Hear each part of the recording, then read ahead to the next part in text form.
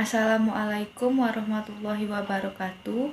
Perkenalkan, saya Windiani Alda Putri dengan NIM F1D1 18027 Teknik Pertambangan 2018 Universitas Jambi.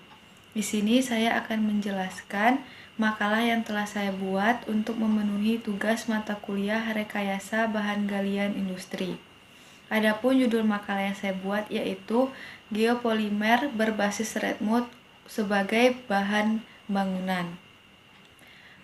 Semakin hari hasil dari pertambangan semakin berkembang. Begitupun dengan pemanfaatan dan inovasi yang dilakukan untuk memenuhi kebutuhan hidup masyarakat. Semakin hari inovasi dan pemanfaatan dari bahan hasil pertambangan maupun produksi hasil pertambangan semakin berkembang. Tidak luput juga dari pertambangan bauksit yang mana menghasilkan dan memproduksi bauksit yang merupakan biji utama dari aluminium.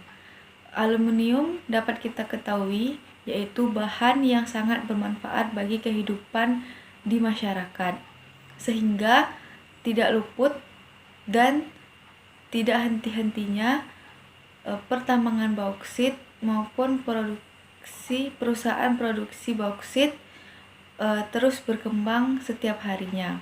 Namun di balik pemanfaatan yang sangat berkembang dan sangat membantu masyarakat, ada hal atau dampak negatif yang ditimbulkan dari pertambangan dan pengolahan bauksit, yaitu adanya limbah hasil dari pengolahan bauksit. Limbah tersebut dapat kita sebut dengan Redmond, di mana Redmond ini menimbulkan dampak negatif bagi lingkungan apabila tidak ditangani dengan baik. Untuk mengurangi dampak negatif bagi lingkungan dari adanya limbah bauksit yaitu Redmond ini, banyak penelitian yang telah dilakukan agar menghasilkan cara pengolahan untuk memanfaatkan Redmond yang harus ditangani agar tidak terjadinya kerusakan lingkungan terus-menerus. Banyak penelitian yang menemukan bahwa Redmond dapat menjadi bahan material terutama untuk bahan bangunan.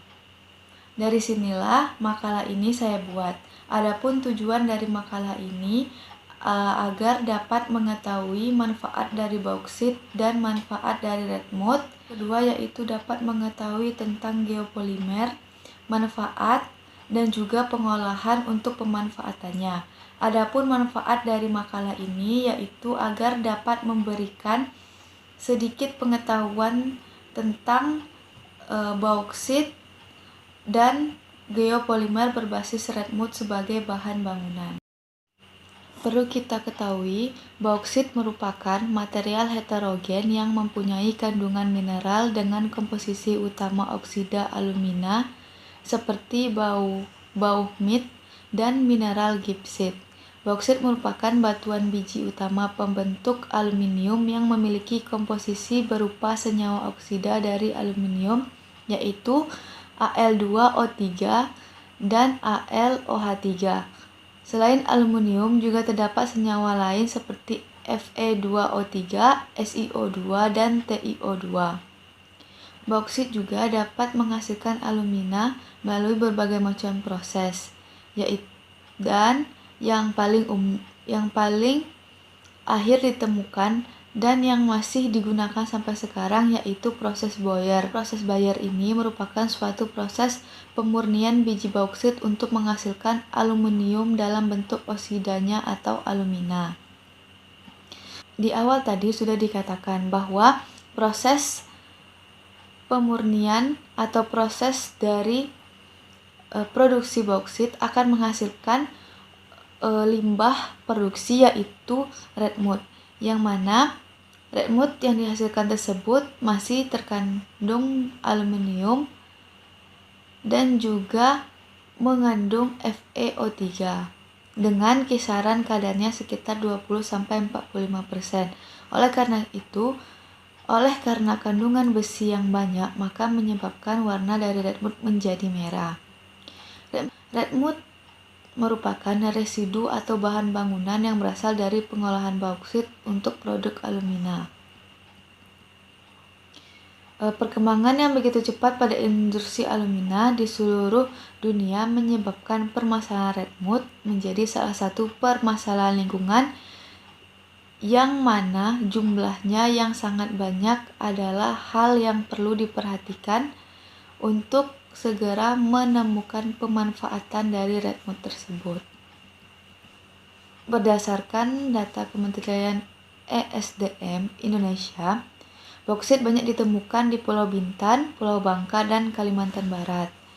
Pulau Bintan merupakan daerah terbesar penghasil bauksit. Adapun beberapa tempat penambangan bauksit Indonesia yaitu Sumatera Utara, di Kota Pinang, di Riau, Pulau Bulan, Pulau Bintan, Pulau Lobam, Kijang, Galang, Wacope, Tanah Merah, dan Senggarang. Di Kalimantan Barat terdapat di daerah Tayan Manukung, Sandai Pantus, Balai Berkuah, Kadawangan, dan Munggu Besar. Dan yang terakhir yaitu di Bangka Belitung terdapat di daerah Segimbir. Perusahaan-perusahaan tambang yang menambang bauksit Indonesia antara lain PT Indonesia Chemical Alumina di Kalimantan Barat, PT Borneo Alumindo Prima di Kalimantan Barat, PT Bintan Alumina Indonesia di Kepulauan Riau, PT Well Harvest Mining Aluminium Refinery di Kalimantan Barat, PT Antam di Kalimantan. Kita masuk ke poin selanjutnya yaitu pemanfaatan secara umum, di mana bauksit memiliki dua pemanfaatan secara umum. Yang pertama yang telah kita ketahui yaitu bauksit dapat menghasilkan aluminium, di mana proses Bayer adalah proses yang sampai sekarang digunakan untuk mendapatkan kandungan aluminium pada bauksit. Pemanfaatan bauksit yang kedua yaitu sebagai propen, di mana propen merupakan partikel yang tersuspensi yang merupakan dan digunakan untuk menutup rekahan dalam batuan yang terreservoir, di mana rekahan ini dapat terjadi karena pemompaan gas atau minyak dengan tekanan yang tinggi, sehingga propen dapat digunakan sebagai partikel yang dapat menutup batuan yang terreservoir tersebut. Selanjutnya yaitu limbah dari bauksit yang merupakan redwood juga memiliki pemanfaatan yang sudah kita bahas sebelumnya, memiliki pemanfaatan yang sangat banyak. Ada beberapa bidang yang dapat memanfaatkan redwood dalam bidang tersebut. Yang pertama yaitu bidang katalis, di mana ada 3 pemanfaatan dari bidang katalis ini. Yang pertama yaitu redwood sebagai katalis dalam proses produksi biodiesel. Yang kedua, redwood terkarbonisasi dalam proses cracking indokarbon. Yang ketiga yaitu redwood sebagai katalis pada konversi minyak bekas dan plastik bekas menjadi bahan bakar. Kedua yaitu pengolahan air dan air limbah. Yang pertama, pada bidang ini redwood dapat dimanfaatkan sebagai absorben CO2 pada limbah. Dan yang kedua yaitu komposit PET dan redwood sebagai katalis pemisahan material organik dari air. Yang ketiga yaitu dalam bidang bangunan, di mana redwood memiliki pemanfaatan pada bidang bangunan yang cukup banyak. Yang pertama yaitu preparasi keramik glass dan dari redwood. Yang kedua, bahan material untuk pembuatan semen. Yang ketiga, sebagai material bahan pembuatan batu bata tahan api, dan yang terakhir yaitu pembuatan bahan geopolimer untuk bahan bangunan.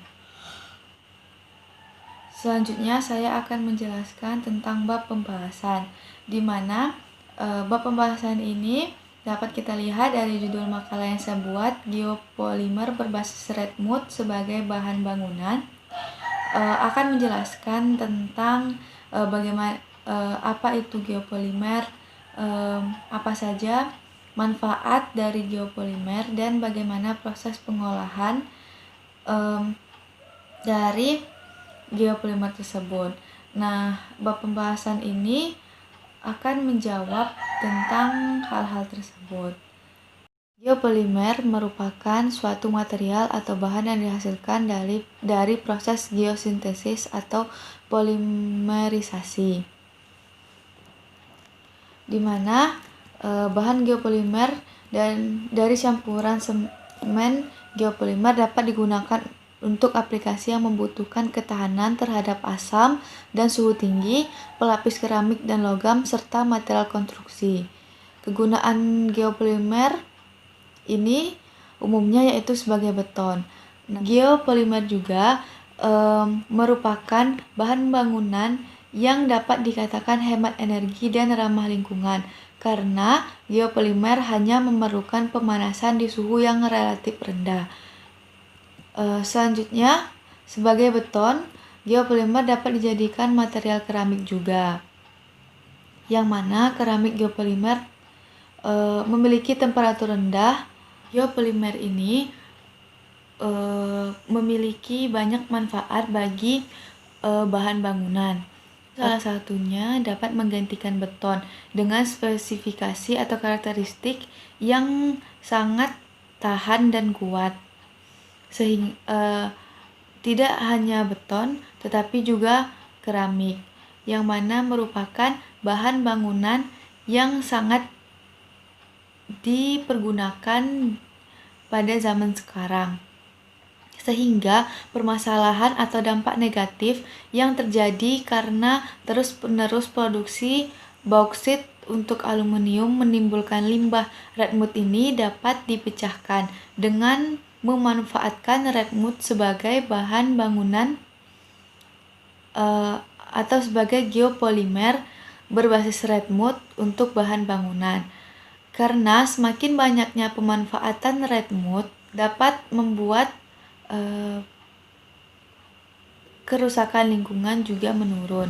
Terus baiklah, kita masuk ke pengolahan. Pada bidang pengolahan dapat dilihat dari diagram yang pertama, yaitu residu bauksit akan dilakukan preparasi, di mana dan evaluasi terhadap bahan baku pembuatan bahan geopolimer yang meliputi komposisi kimia, mineralogi atau XRD, analisis ayak, struktur mikro atau SEM, toksisitas TCLP, dan radioaktivitas. Selanjutnya, pencampuran kering. Pencampuran kering ini di mana residu bauksit dicampur dengan abu layang dan ampas pencucian bauksit, di mana preparasi dari abu layang dan ampas pencucian bauksit ini sama, yaitu dilakukan analisis kimia, XRD, SMM, TCLP, dan radioaktif. Setelah pencampuran antara residu bauksit dengan abu layang dan ampas pencucian bauksit akan dilakukan pencampuran basah. Di ketiga komponen utama tadi, yaitu residu bauksit, abu layang, dan ampas pencucian bauksit akan dicampur dengan air NaCH dan sodium silikat di pencampuran basah. Selanjutnya, setelah pencampuran basah dilakukan, akan dilakukan pencetakan benda uji.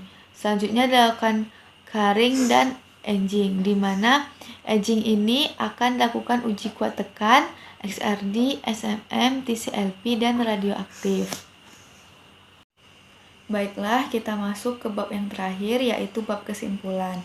Dari makalah yang saya buat, dapat ditarik beberapa kesimpulan. Yang pertama yaitu beberapa manfaat dari bauksit, yaitu bauksit sebagai mineral biji utama, alumina sebagai bahan aluminium, dan yang kedua bauksit sebagai propen, yaitu partikel yang dapat menutup rekahan pada batuan reservoir. Yang kedua yaitu limbah dari bauksit dapat juga dimanfaatkan, yang mana pemanfaatannya dapat digolongkan dalam 3 pemanfaatan. Yang pertama yaitu sebagai katalis, yang kedua sebagai material bangunan, dan yang ketiga yaitu sebagai pengendalian air dan air limbah.